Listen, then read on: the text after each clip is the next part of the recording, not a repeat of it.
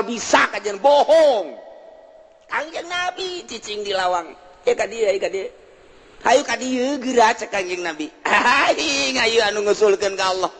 Abdi mah isin loba keperluan, aya keperluan naon? Abdi mah isin loba kabingung, boga kabingung naon ayo dilaporkeun boga ulah. Tuh Kangjeng Nabi nanu mantak urang kudu bersisi lah Kangjeng Nabi na teu aya geus nitipkeun ka sahabat teu aya geus nitipkeun ka para tabiin geus teu aya nitipkeun ka atba tabiin teh ka atba tabiin hayu cak Kangjeng Nabi ge tuba liman roani wa tuba liman roa man roani wa tuba liman roa wa roa man roani wa tuba liman roa wa roa Habib Rozak terakhir tempat kos gitu lain Habib Rozak iyo tuba tinggal deketan yuh saha nu sok loba maca sholawat ijazah sholawat lobakeun heula maca sholawat ulang hayal jadi marifat ulang hayal jadi wali sholawat bae heulana wayu bae bari lempang sholawat bari diuk sholawat nungguan kitu di masjid maca sholawat deuk dahar maca sholawat ngeuk sare maca sholawat bila perlu ka pamajikan ya Allahumma sholli ala cak pamajikan kieu abad ieu cenah cak sholawat beneng elenan le pas menjelang nganggeus Allahumma sholli cak pamajikan Habib kok napa ngededet sholawat nih nah nu batok sholawat ka Kangjeng Nabi ai sholawatna nu mana ke ngajurus lamun sholawat munjiat qadiriyah hendak sabandiyah kadituna sholawat nariyah syadziliyah sholawat fatihah ieu kadituna adalah tijaniyah sholawat atuh kaditu aya jurusan-jurusan sholawat teh deuk ka mana ieu urang aya ngajurus jumlah sabaraha sih kieu sholawat saeutik 4444 sholawat saeutik ngitungan mah bisa aya ente nu talar mana hiji naon Allahumma sholli ala Muhammad eta doang hiji jeung Ibrahimiyah paling ge eta bae geus tahan matak eta baca berjanji teh sholawat assalamu alayka zainal anbiya ya assalamu alayka atqal azkiya ya assalamu alayka eta teh urang lamun nyaho ka hartina indah jasa Alsfal asfiya ngeunaheun azkal azkiya min rabbis samai terus nu mantak ngarenung bae urang peureum benda jeruk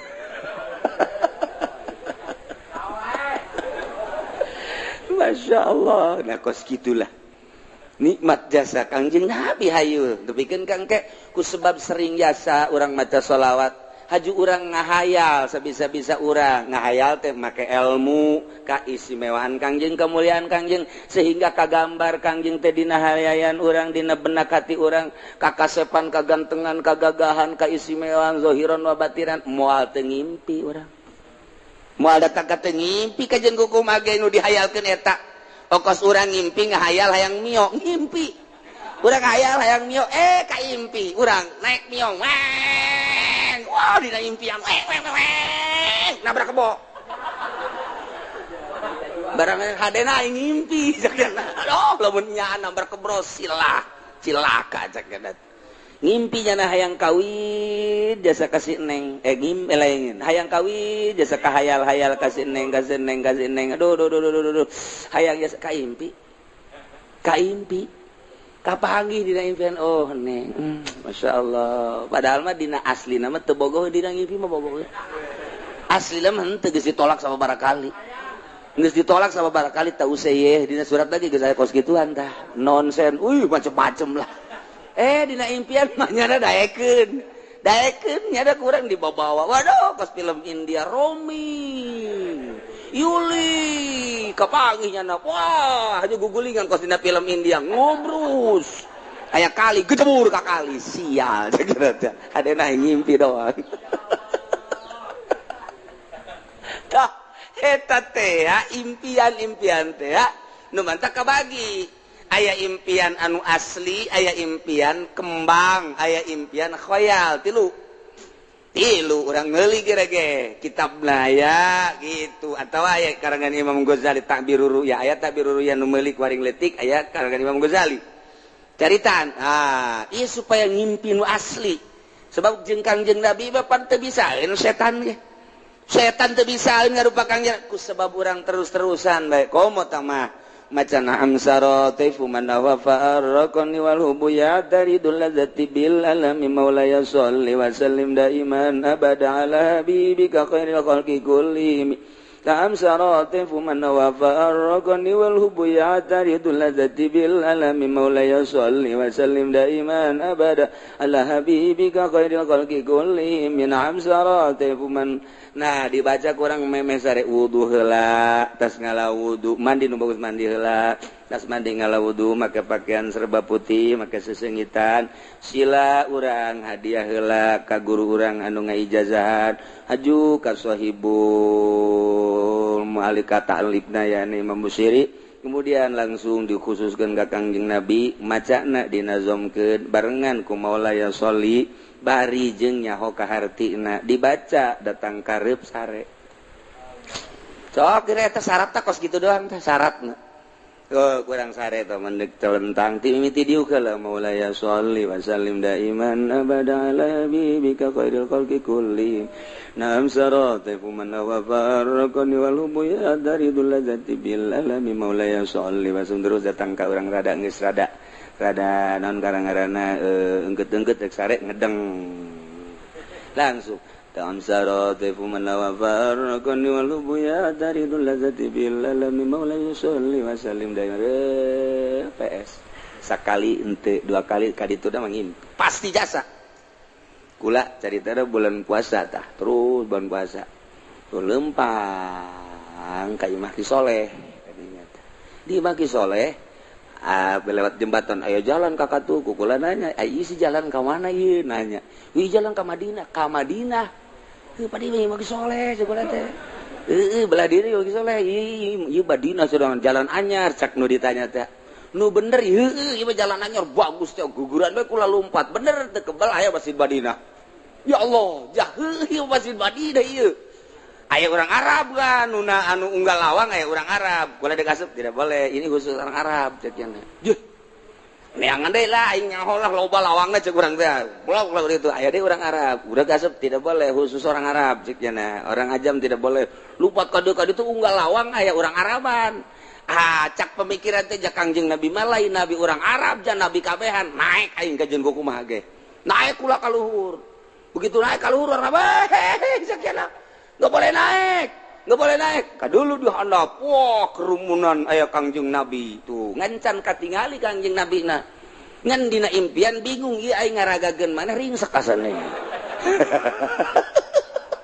ringsek aing ieu ka mana ieu aju di tukang penjagana turun teu meunang di handap geus katingali kerumunan Kangjeng Nabi belah ditu ngancan katingali Kangjeng Nabi na jauh jadi kula ditungtung gitu tah ngan aya di luhur akhirnya kula turun ke handap alhamdulillah begitu nanya itu Kangjeng Nabi cenah buru-buru macet jelema teu bisa ka ditu hudang can kapanggih jeung Kangjeng Nabi geus hudang waduh cek kula teh Masya Allah tapi pan lumayan datang ke Masjid Madinah na yeay eta ngimpi teh kos kitu teh nah eta bacaan eta kula ngabejaan we naam sarate pun ngamandi heula mandi ngala wudu nol-nolkeun pikiran beres make sesengitan make baju nupis maksudnya karesep Kangjeng Nabi baju putih teh karesep Kangjeng jubah terus make sesengitan beres eta teh tadi ngarep kiblat hadiah ka Kangjeng Nabi ka sahabat ka wali kemudian ka guru urang anu ngaijazahan eta bus imam naon karang-karana Burdah ka Imam Busiri nazomkeun kemudian tambahan maulaya syarat eta kemudian ngerti kana maknana diwiridna sameunangna ulah maka dihitung-hitung datang kareup sare cara tadi we miti dieu keula Maulaya sholli wa sallim daiman labada ala habibika khairil khalqi kullihim min amsarati fuman wa farraqani wal hubbu ya daridul ladzati bil alami terus ayata nu pernah kakula bebeja ku da di datanya heuh geus barang diwirid ku cenah aduh kiai cenah kunaon teu dake atuh mah ngimpi-ngimpi sia teu dake ya Allah cenah kula teu dake jadi puyeng mah tungtungna mah eureun atuh sia eureun bahaya ke geus teu katekan berarti mah kos kitu mah teu katekan geus bemehna meureun urang amun hayang cepet-cepet ngadahar jengkol nu loba meureunnya abeh terehes tungtungna mah teu kabaca bae eta sering ku kula meuli caritakeun sajan-sajan nama ieu mah ala kadar takdir bulan puasa teh ngimpi kos kitu pernah teu nu sajan-sajan atuh meuli bejakeun we pokona mah geus deuk kapangideung teh kumaha we tah mah ngan ieu mah keur carita model tah ngimpi teh kos kitu tah ya jalan anyar ka ditu Madinah cenah waduh bener masjidna aya teu kebal teh kan eta dijagaan gitu tapi eta dina ngimpi mah urang Arab teh bisa ngomong sudah deui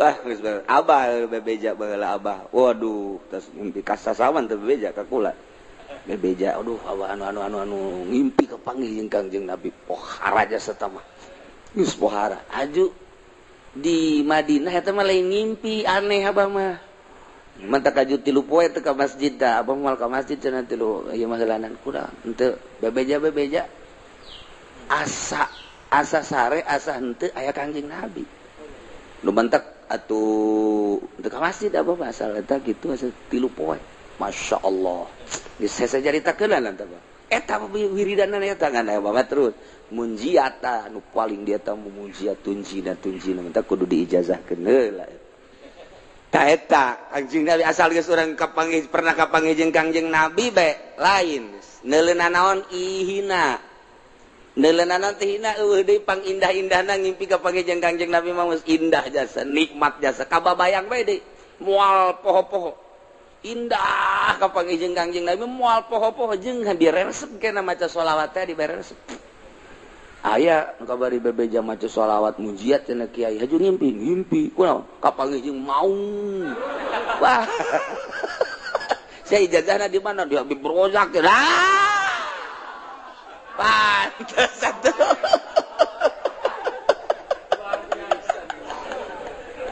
aduh masya Allah atuh untung tak kapanggih jeung maung sia aduh gagah maung mah ih salah ijazah masalah teh sia nyaho cenah diberen aja kos kitu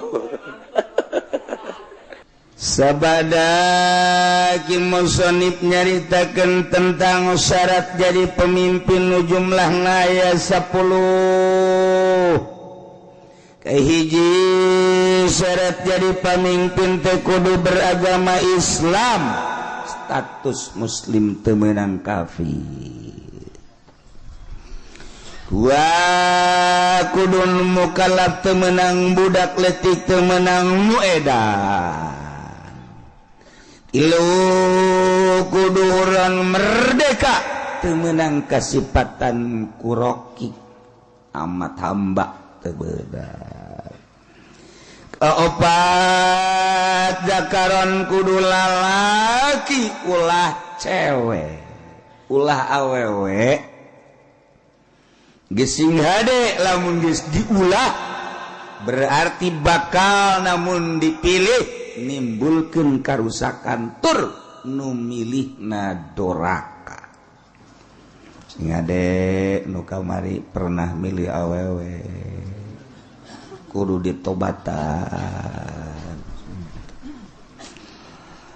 oh cenah teh mah kiai meureunanan teh mah nu ulah ge cak kiai di kulon ulah ge imam salat awewe imam pamimpin mah teu naon sakeun oh kiai ongkoh nyana maca kitab tilok berarti kiai si tilok baca kitab macana Quran lain kiai teh kuyai munnya ge maca kitab ieu ta baca tazakaron.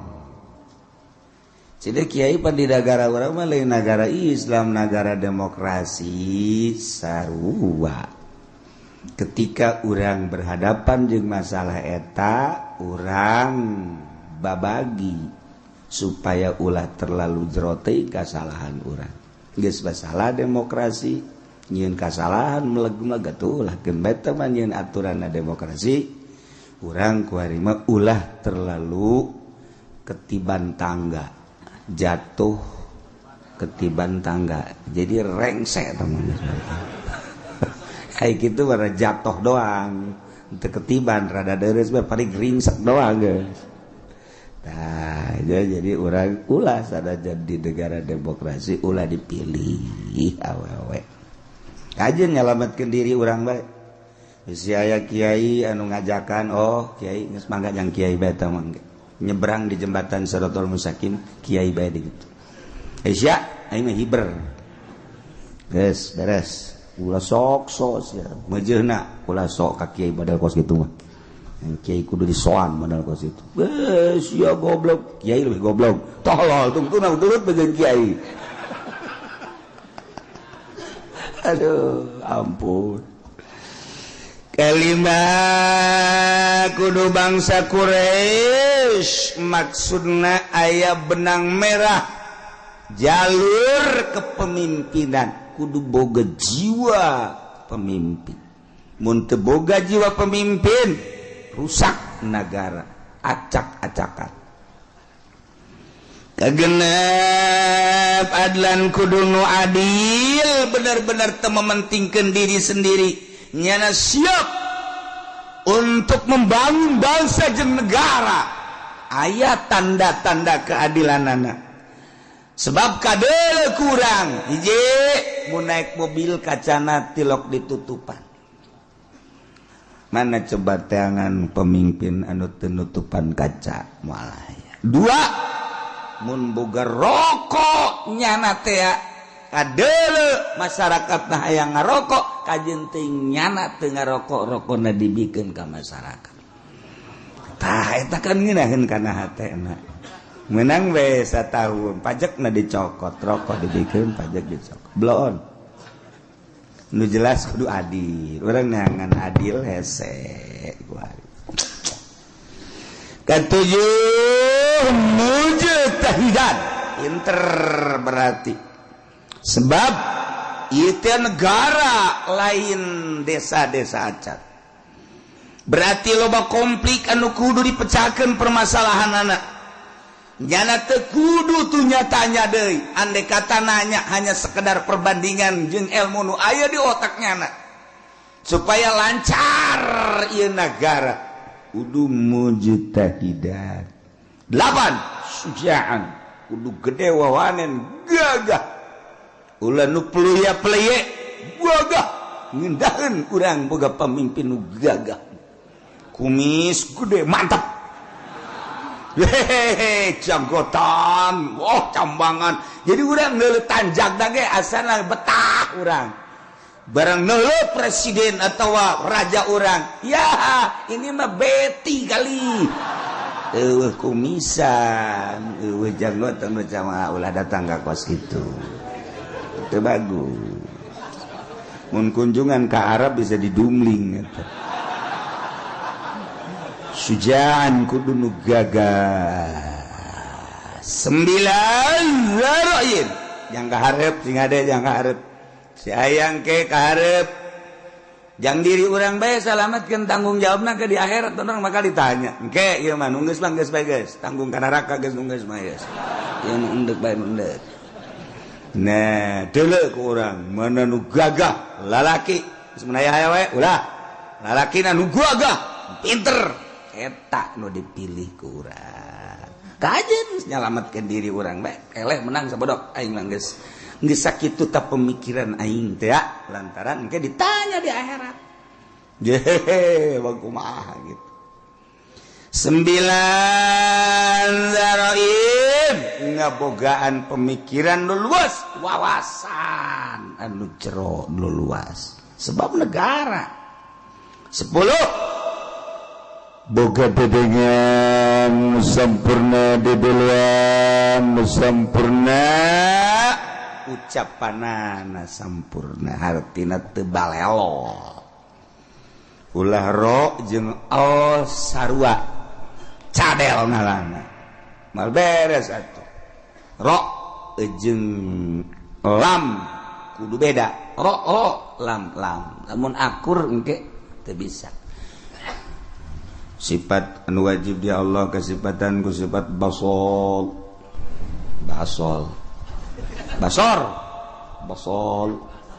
ro basol panjana cadel jadi basol ro lain l tuntuna dikurangan sifat wajib di Allah sifat baso pan baso aing re teu bisa lam salah mending baso kan jadi salah tuh gitulah persyaratan jadi pemimpin imamul azam presiden raja atau di bawah dunah yakni gubernur bupati camat lurah termasuk RT itu teh raja RT teh sakarajaannya ada wae sa RT itu jadi taker RT raja itu pakai celana pendek pada RT raja kuari dek jaritakeun kasahanana jadi imamah kumaha ieu sahna nyana jadi pemimpin seseorang anu memenuhi persyaratan 10 tadi sesuai dengan kriteria anu tadi nyana bisa sah memimpin bangsa kutilu perkara nomor kahiji wa tan'aqidul imamatu bil bai'ati wa tan'aqidul imamatu bisa kabundel nyangred sah maksudna jadi pamimpin sifat pamimpin yakni imam presiden gubernur bupati bil bai'ati ku bai'at di bai'at di zaman baheula pertama nu di bai'at ialah Sayyidina Abu Bakrin Siddiq radhiyallahu anhu. Pertama nu di bai'at jadi pemimpin adalah Sayyidina Abu Bakar Siddiq. Seluruh sahabat anu ngabogaan wawasan anu sampurna berpangkat ijtihad mujtahid berbagai kelompok tina kelompok dicepol untuk mengesahkan kepemimpinan Sayyidina Abu Bakar Siddiq radhiyallahu anhu. Datangkeun Sayyidina Abu Bakar bari Sayyidina Abu Bakar mungeun Sayyidina Abu Bakar mah cerik Sayyidina Abu Bakar ketika dipilih jadi khalifah embung. Masya Allah sarua ketika Sayyidina Umar ge di bai'at jadi pemimpin sarua sediheuh Sayyidina Umar lantaran sarua jeung ngangsongkeun diri ka seuneu. Ieu nomor kahiji di bai'at. Di bai'at lain hayang di bai'at tapi masyarakat tokoh masyarakat ngabai'atnya dijadikeun pemimpin.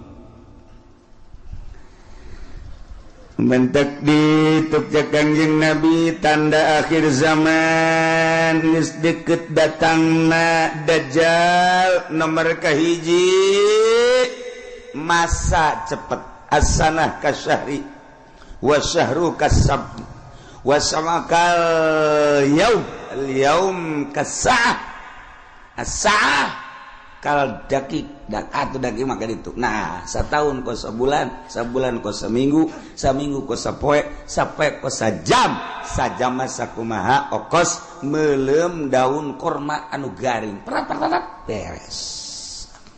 Perasaan urang di akhir zaman engke Kangjeng Nabi perasaan manusia di akhir zaman geus deukeut datang Imam Mahdi neta teh cepet jasa.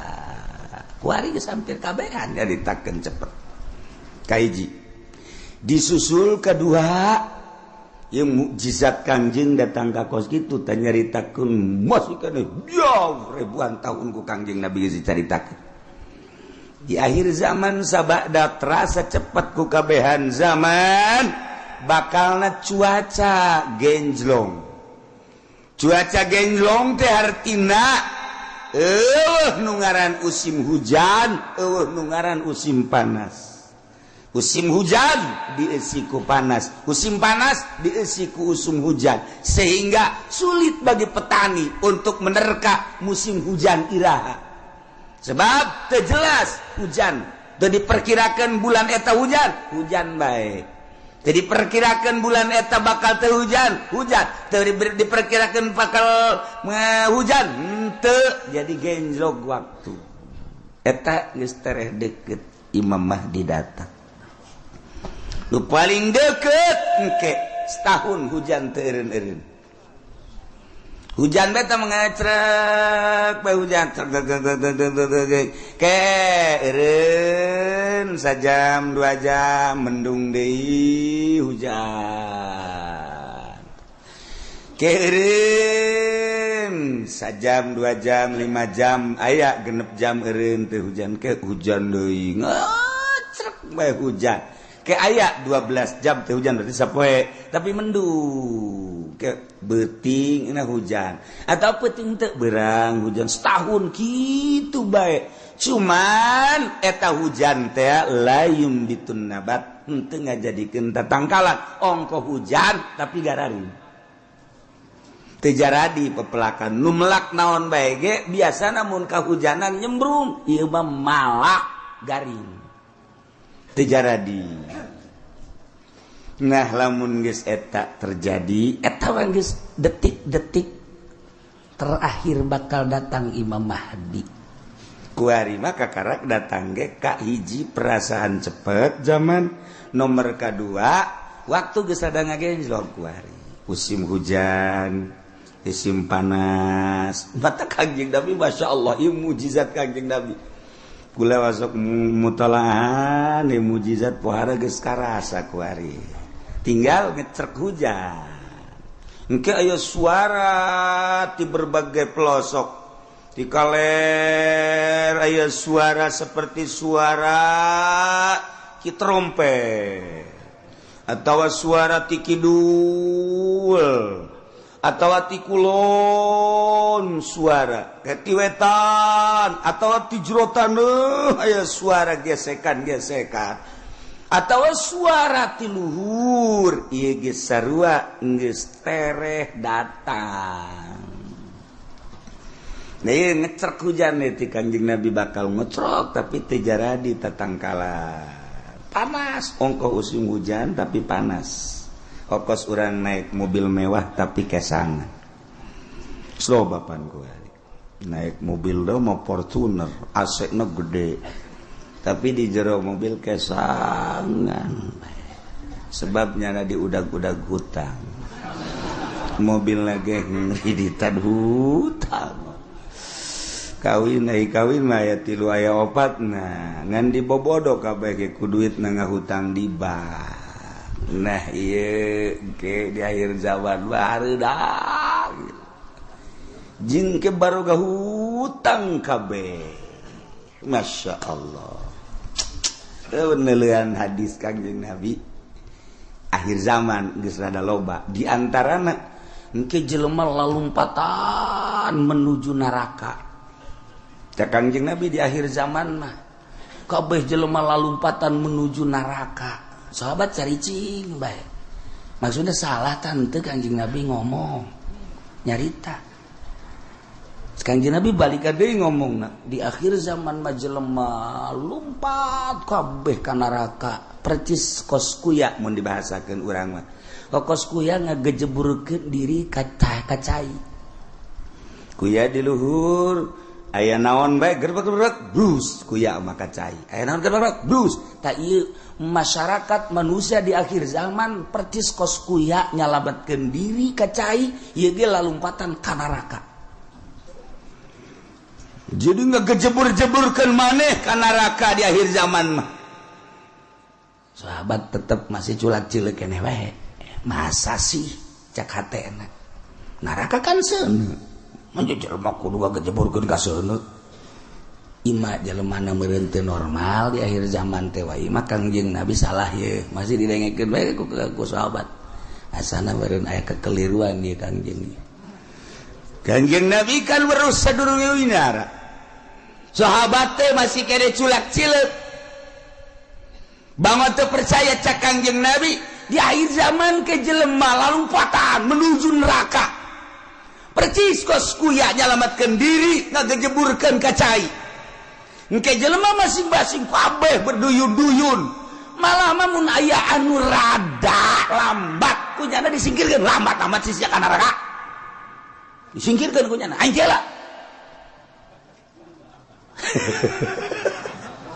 jadi anu jelema-jelema anu ngahalangan di lambat sia ka neraka bae kudu lambat aing teh lah wih bari yang berani ayo aing teh lah geus aing jadi pamimpin neraka geus oh beranian jasa berarti kan geus 3 kali Kangjeng Nabi nyarita kos kitu tah berarti beneran nanya lah sahabat wani 5 ya Rasulullah kunaon bisa kos kitu ya Rasulullah bisa jereba berduyun-duyun ka neraka sebab jelema kabeh memberanikan diri hayang jadi pamimpin mendaftarkan diri hayang jadi kepala desa mendaftarkan diri hayang jadi bupati mendaftarkan diri hayang jadi gubernur mendaftarkan diri hayang jadi presiden hayang jadi menteri eta ngaranna menuju neraka jahanam ya Allah ya Rabbi urang lamun ngomong kos gitu pan bupati dah ciai bibisana tok sama kos gitu mah ya aing mah keur ngaji sia dek ngadengekeun atuh teu kajeut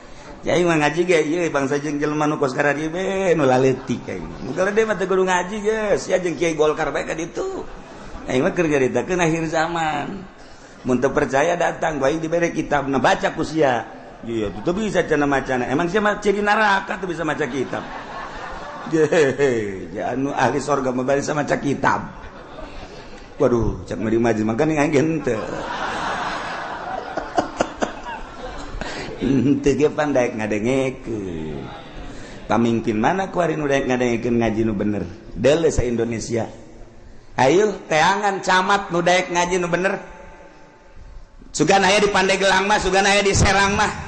Coba sugan aya bupati nu daekeun ngaji nu bener. Nu bener ieu mah maksudna ngajina nu bebeneran Al-Qur'an jeung hadis beneran. Ya, ceuli aing sumpungkeun. Asal aya bae ge.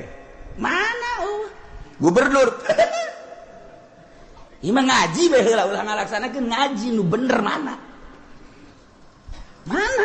eueuh mantak aing ngomong kos kitu teh bibisaanan teh mah kiai sakeun teh ya tuh aja nih bibisaan aing terus ya teu percaya sia atuh babagi bae ge di akhirat dah di surga mah lain nu ki uci anu pangeran aing mah wau jeung pangeran goblok.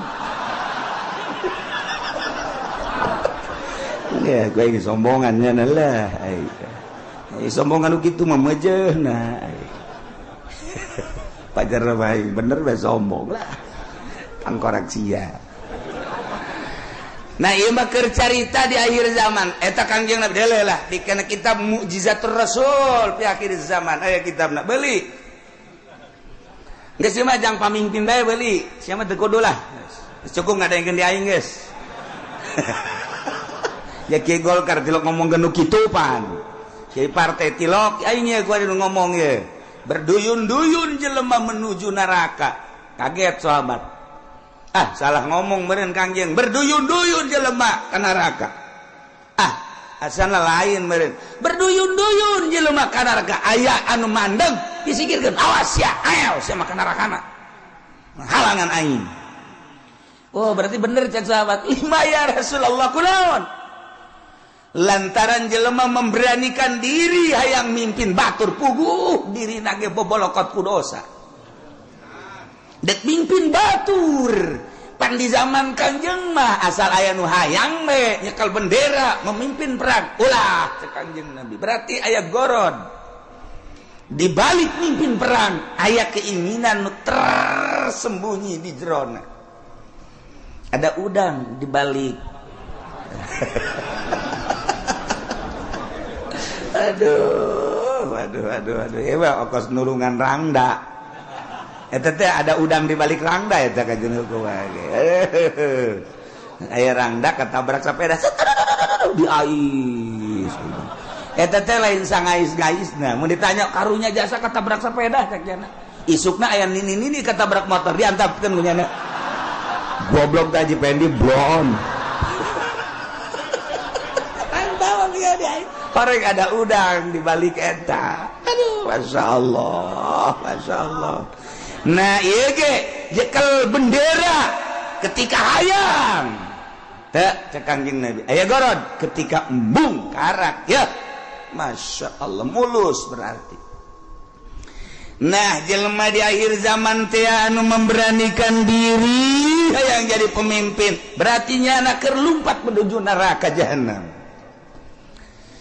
jelema anu dagang di akhir zaman mah berarti jelema anu siap ka neraka anu dagang ge sahabat kaget je pan ka dagang-dagang atuh kaget sahabat ge pan ka dagang-dagang kunaon sebab di akhir zaman mah eueuh anu teu riba dipikir jah berarti menuju neraka kabeh eta geus deukeut tamatah geus kos kitu mah geus deukeut jasa nah geus carita akhir zaman tanda-tanda akhir zaman kasatu waladi zina tanda akhir zaman teh mabok tanda akhir zaman teh kitu sarik maling kabehan maling geus puguh masyarakat maling HP maling sepeda maling motor maling mobil atuh jadi negara ge maraling beda ngaran doang jang masyarakat mah maling jang di luhur mah korupsi beda ngaran urang lembur teh nyahoan korupsi pajar lain maling Baja maling, mun urang bebeja ka urang lembur kan ini tuh, itu tuh tukang korupsi, bagus amat.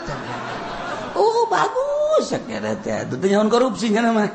Sarua jeung air mineral barang ku urang dibere ini air mineral. Embung ini mah air mineral mah. Kunaon?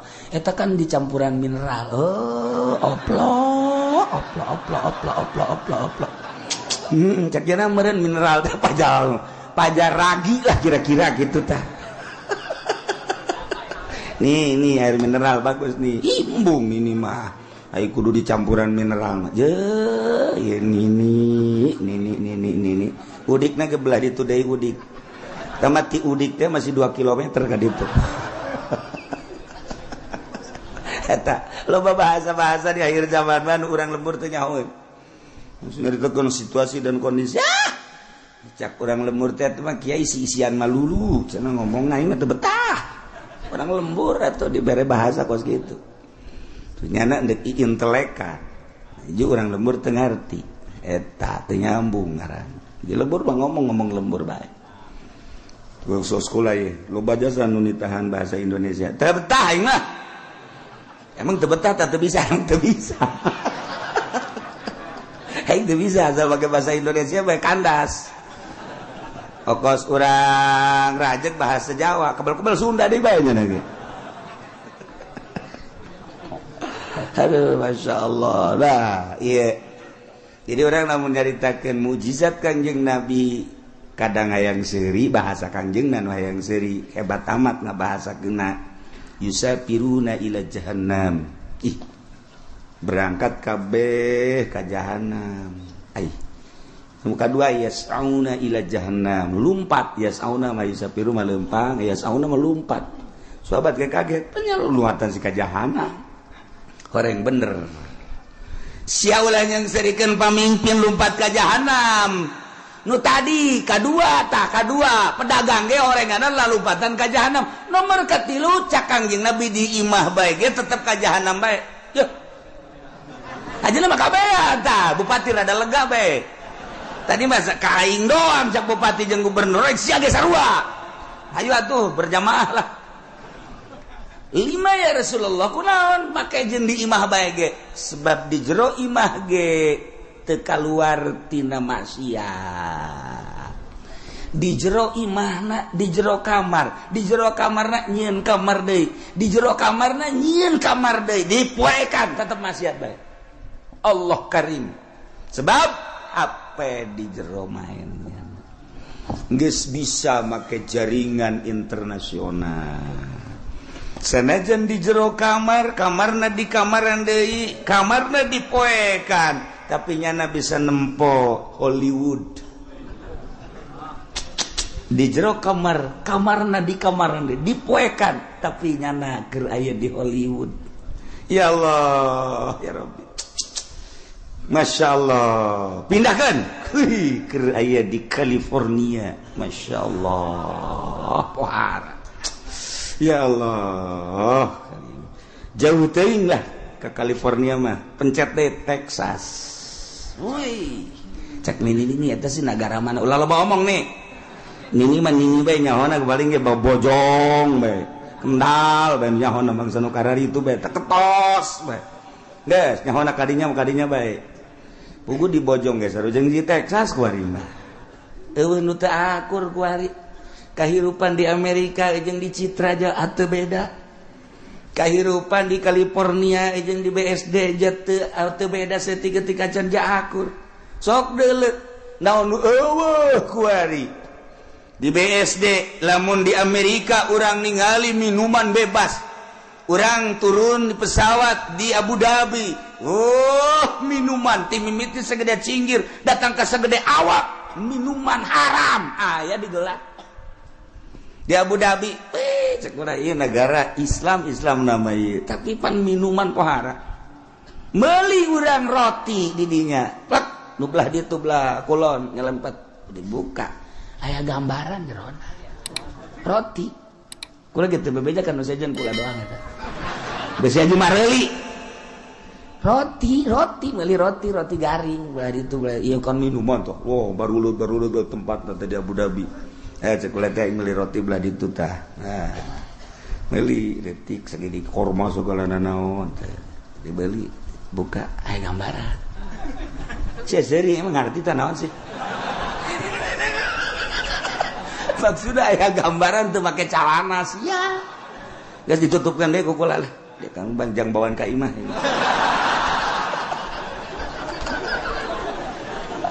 Masya Allah Karim.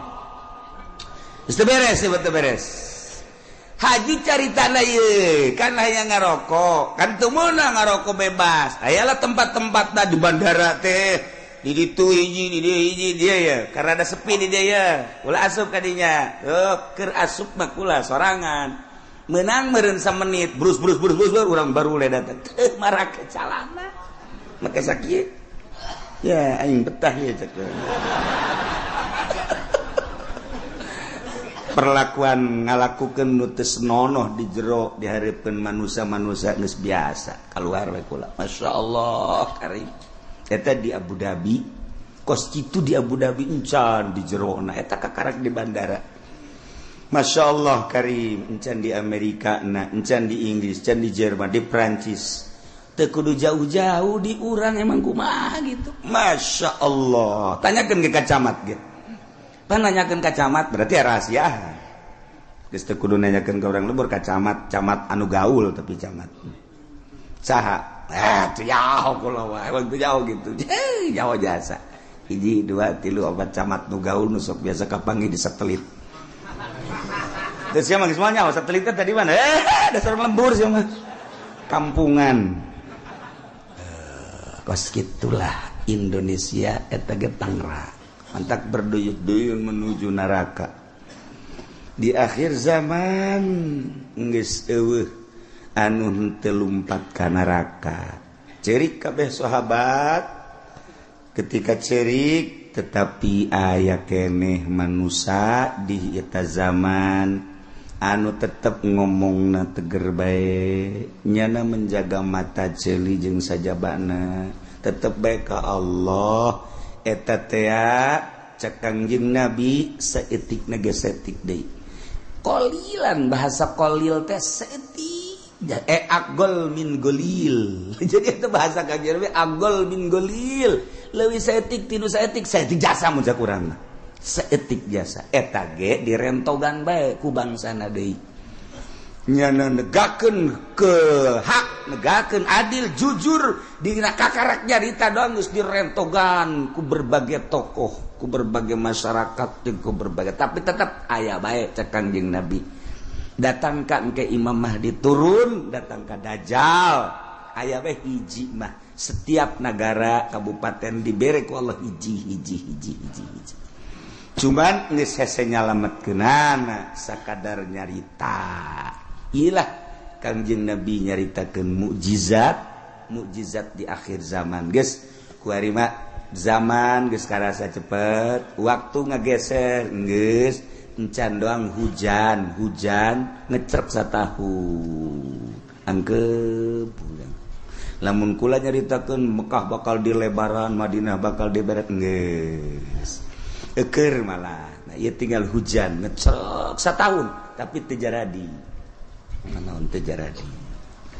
Jelema berduyun-duyun menuju neraka jahanam. Teu karasa. Masya Allah. Tetep urang mantak ngaji, urang hayang salamet. Mudah-mudahan urang kabehan disalametkeun ku Gusti Allah. Keluarga urang, pemajikan, anak incu urang disalametkeun. Pamimpin urang geja eta mah ku nafsuna ieu ketikanya nangaragap nurani nama tetepnya lagi ceurik sarua bae hayang salamet. Mudah-mudahan dibere babalik pikir kemudian nyana bisa ningali ka arah anu salamet. Amin ya rabbal. Wa tanakidul imamatu, bisa sah jadi pamimpin, jadi presiden bil bai'ati ku di bai'at.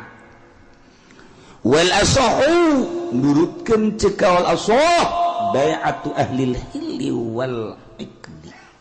Saha minal ulama'i war ru'asa'i wa wujuhin nas alladzina yatayassaru ijtiba'uhum.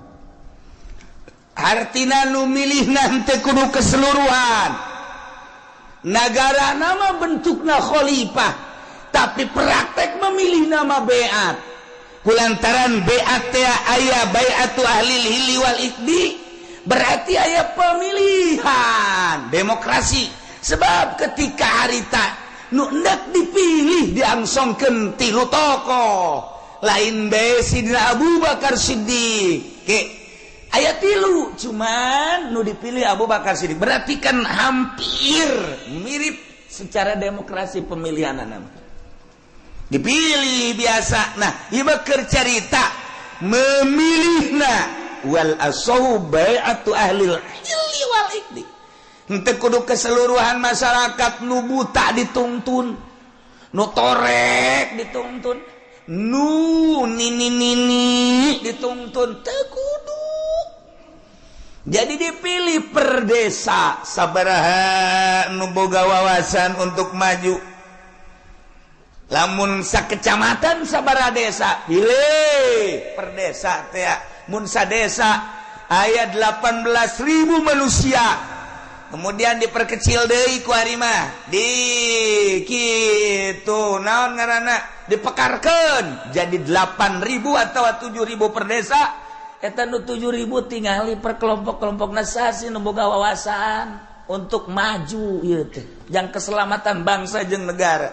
Ahlil hilli wal iqdi. Geus ulama nu milihna ulah diberean duit, diumrah-umrahkeun supaya manehanana milih. Tegala dibere motor, dibere mobil, aduh eta mah sogok menyogok ngaranna. Lamun aya kiai nu narima sogokan ti pemerintah, sogokan ti jelema-jelema nu endek calon, eta berarti kiai keur lumpat nerleng bae dek menuju neraka jahanam. Teu kudu ese dengan kiai kos kitu. Lamun aya jelema kiai dek milih pemimpin tapi jana menerima sogokan ti partai, ti ketua, ti kandidat, berarti eta kiai keur ninggalkeun masyarakat dak menuju neraka jahanam. Tinggal kukula ada ditanya, aya eueuh kiai nu gos gitu. Aya, lamun aya pang nyebutkeun saurang. Coba ulah isin-isin. Saurang bae. Di Tangerang bae teu kudu ka sarang-sarang. Tangerang aya eueuh. Aya, urang Pasar Kemis aya eueuh. Sia mah aya bae, kagak deketan ka Cilongok sia. Sia mah deuk ka aing meureun, kajen kuku mah ge. Dasarna sia mah ekstrim.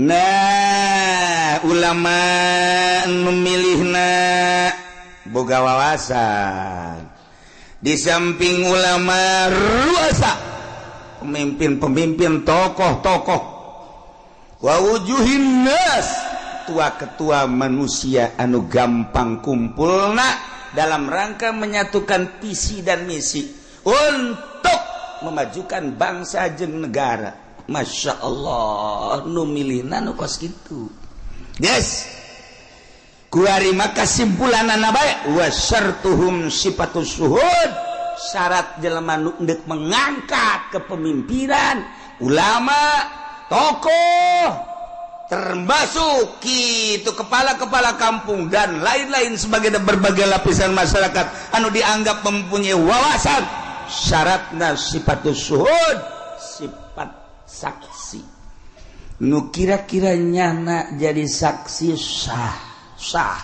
berarti kasifatan minal adalah wa gaya nu milihna kira-kira santai jadi saksi sah berarti ngabogaan sifat adalah eta jadi ente sakabehna ieu mah kabeh tidak milih nu embung dibere duit anu embung ge dibere mobil kena ngengkeuy milih ka ditu dipaksa karana eta kos kitu mal beres satungtung pemilihan umum model kos kitu nagara ulah diharapkeun kudu beres satungtung kiaina nu endek ngararapi ngabantuan jangan luruskeun nagara nyana ngabutuhkeun kana sogokan keneh ieu mal beres nagara nyana nu sok pidato bow rosy wal naon gara kadituna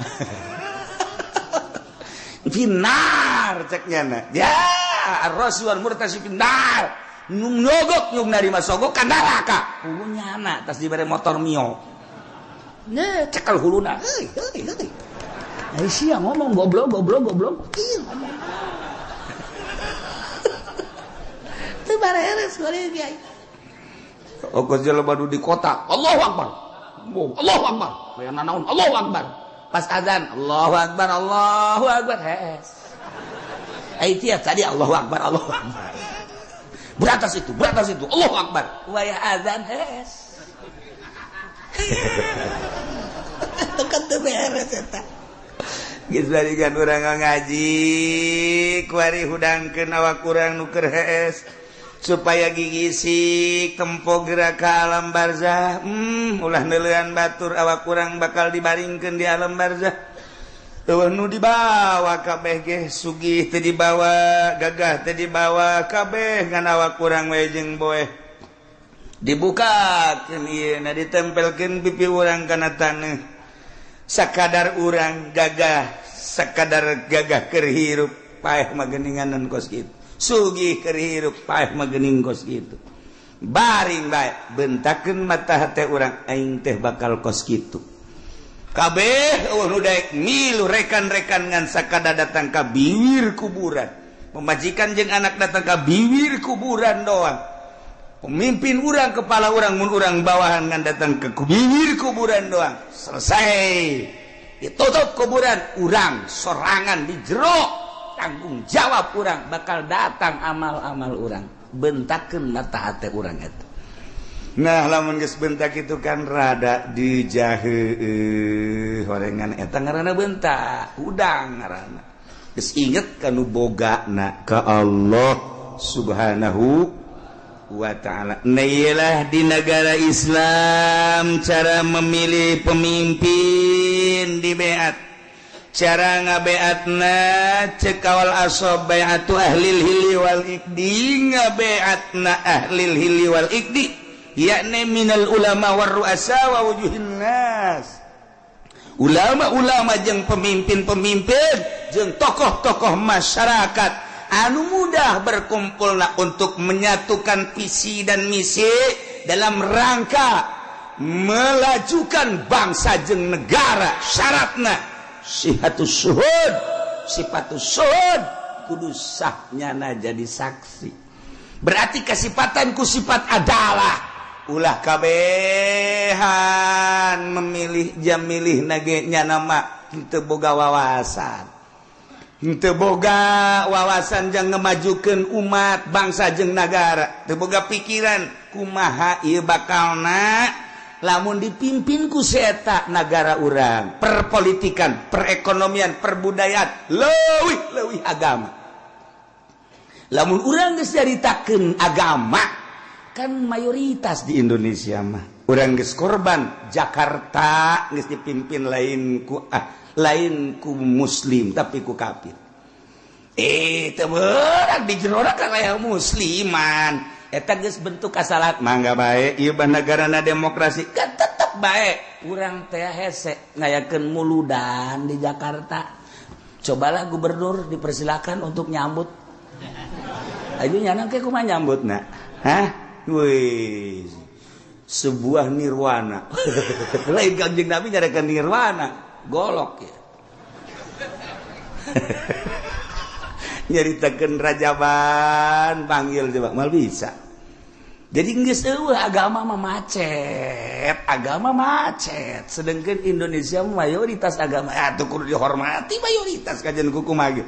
Nu mantak tiba heula di urang mah negara demokrasi terpimpin teu murni. Henteu bisa nuturkeun Amerika langsung ka pusat ka ditu secara utuh. Sebab lawan mayoritas Islam, loba ulama-ulama, loba wali-wali. Aya kesenjangan atuh lamun kos kitu. Sebab lawan paling istimewa agama mah Islam. Sebab di Islam mah kabeh merasa terhormati. Kristen dihormati ku Islam mah. Buddha dihormati ku Islam, Katolik dihormati. Pokoknya masing-masing, tetapi anu bercokol memimpin tetap kudu Islam. Nyana tetap dinaungi. Tingali riwayat para khalifah. Tingali riwayat para khalifah khulafa ur-rasyidin.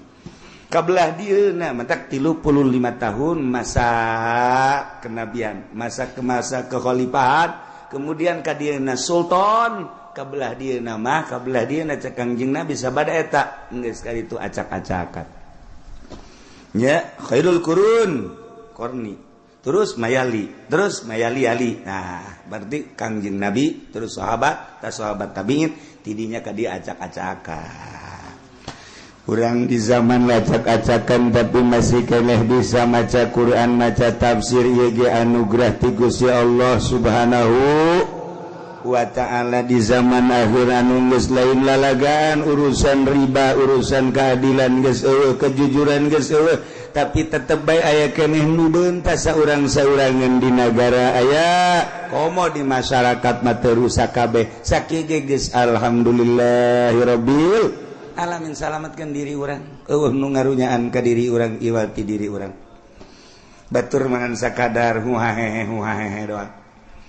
Mantak Tuan Syekh Abdul Qadir kedatangan tamu. Setelah kedatangan tamu nyaritakeun cintana ka seseorang. Seri Tuan Syekh datang deui tamu nyana nyaritakeun cinta ka seseorang. Seri geus beres ngobrol nyaritakeun cinta, nyaritakeun bendu. Kasih anu mah cinta, kasih anu bendu, kasih anu cinta, kasih anu bendu. Cek Tuan Syekh, cinta ente jeung bendu ente tetep neraka jahanam. Kunaon emang? Sebab cinta jeung benduna lain lillah, aya kepentingan. Urang resep jasa ka tokoh nu itu, pohara. Emang kunaon mantak resep sok merean bae. Aing bendu jasa kasih itu, kunaon pelit. Tuh kan? Aing resep jasa ka kiai itu batu. Emang kunaon kiai itu mah naon bae ge meunangnya nama.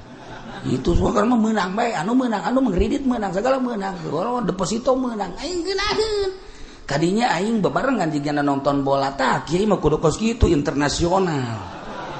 Aing resep jasa kajana mah. Benduna kasih itu bendu jeung resepna kabeh lain lillah sarua jahannam keneh. Masyaallah. Dah ieu nomor kahiji jelema diangkat jadi pemimpin melalui pemilihan. Di BAT dipilih ku ahli hilli wal ikdi. Nu milihna ulama ruasa wujuhin nas. Yakni nu kasipatan ku sifatus suhud, sifat adalah sahnya jadi presiden lantaran dipimpin ku jelema-jelema ku tokoh-tokoh ku bangsa-bangsa anu ngabogaan wawasan tur ngabogaan sifat keadilan nyana mingkila dengan prima ngeunaheun teu leceh falamma qawsaru ayunan nas wastarabum waja'u bisihrin alim Allahu a'lamu bimuradi qala ngucap kang yang Nabi Musa ngucap-ngucapin lapad alku nibakeun sira gawe amrun lil izni yaiku parentah kadua ngirinan litaqdimi raqaihim kalawan andingenakeun nibakeun ane sahara kabeh tawassulan bihi na ara-ara gawe lantaran kalawan kangjeng Nabi Musa tawassulan kena ara-ara tawassul kalawan musawassul tetaktik ilahi wari lagi mari ngarairkeun hak falamal kau maka samang-samang sanibakeun ya sahara kabeh hibalahum wa isyahum ing pirang-pirang tampara sahara lan tetekene sahara pirang-pirang tetekene sahara asaharu maka pada ngalalihir ya sahara kabeh ayunan nasing pirang-pirang mata manusia Solo puhana kikoti dokia tegese molakeun ya sahara kabeh aing ayunan nas saking hakikat nemone ayunan nas wasarhabu namring mamadani ya sahara kabehum ing nas khawafuhum tegese mamadani ya sahara kabehum ing nas haitsu khayaluha hayatan tasa sekira-kira ngareka ya sahara kabeh ing hibal wa isyahum ayatan tasa ing ulah kang gede atawa ayatan ing ulah tasa kang luar leori hayah waja'u lanta kaya sahara kabeh bisihirin lazim kalawan sihir kang agung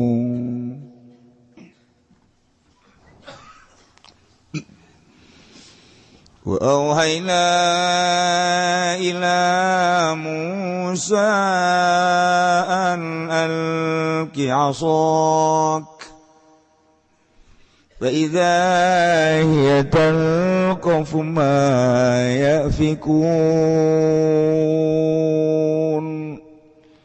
والله أعلم بمرده وأوحينا lan ngawahyu anisunagum ila Musa maring kangjeng Nabi Musa an alqi yen tan nibakeun sira Musa asoka ing tetekeun sira Musa paida maka kaget ia utawi asotal kofu iku ngaleglegan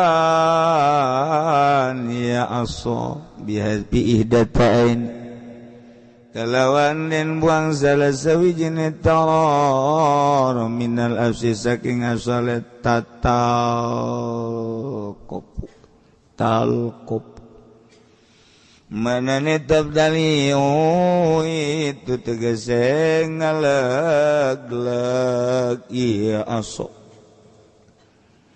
maya pikuna ing barang kang nyarulap ya sahara kabeh iwa yaqlibuna tegese ngabalikeun ya sahara kabeh bitumuhim kalawan tipu sulape ya sahara kabeh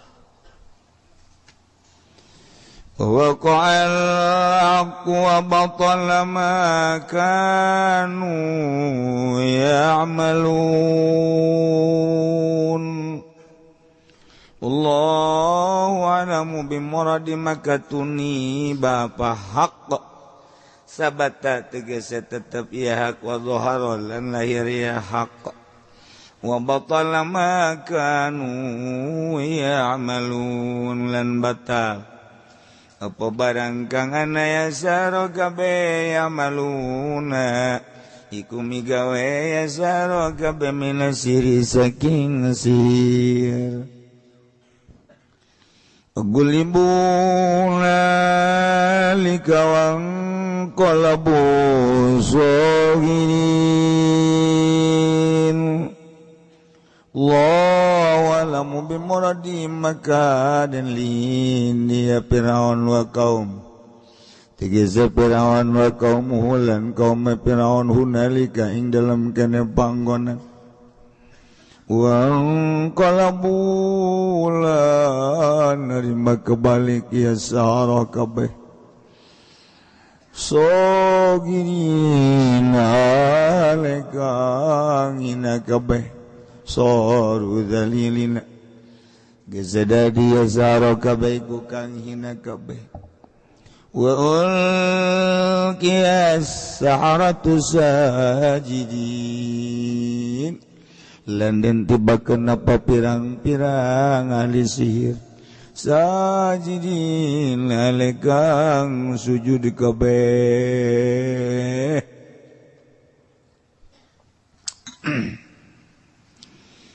qalu amanna bi rabbil alamin Rabbi Musa wa Harun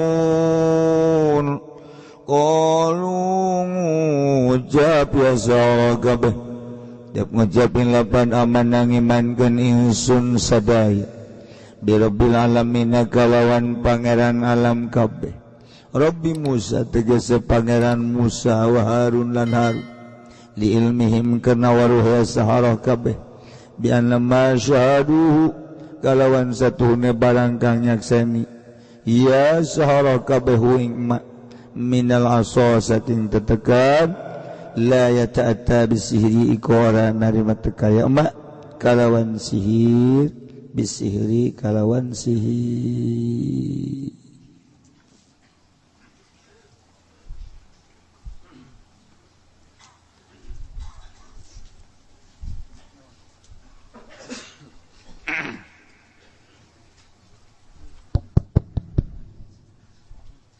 gedekan sadik pisan oh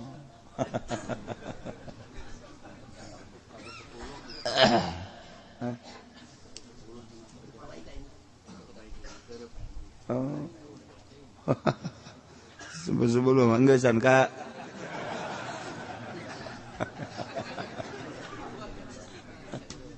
Allah karim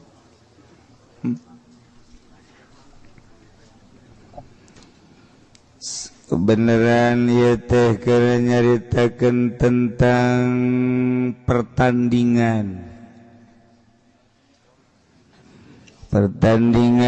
antara pesihir Firaun jeung Kangjeng Nabi Musa nu mawa mukjizat nyaritakeun tentang ngaduna sihir jeung mukjizat Masya Allah setiap Rasul terus baik ku Gusti Allah diberi pertandingan supaya ketinggali hakna mukjizat supaya kadulu benerna mukjizat andingkeun jeung sihir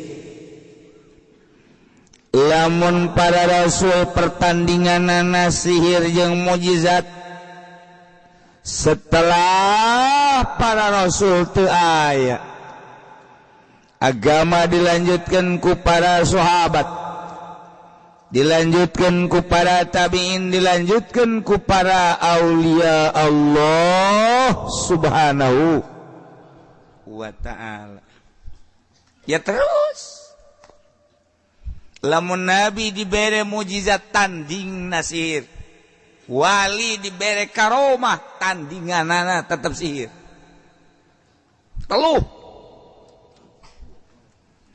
ulah kaget lamun kiai diteluh ulah kaget ja Kangjeng Nabi ge lamun teu diraksa ku Gusti Allah mah teu diteluh sarua bae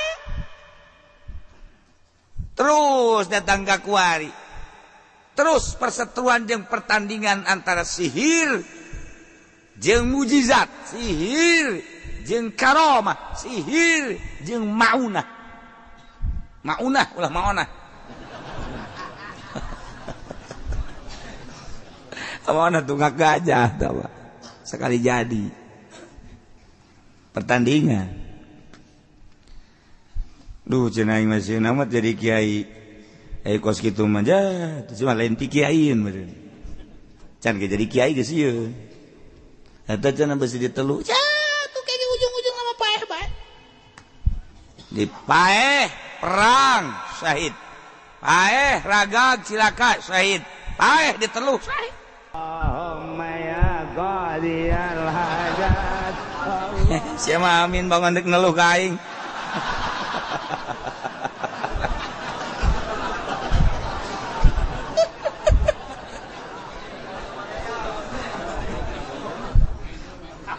iya, tidak sekarang itu, masya Allah, kayak kaget. Ya orang mah atuh boga pendamping belah di Tuna Gusti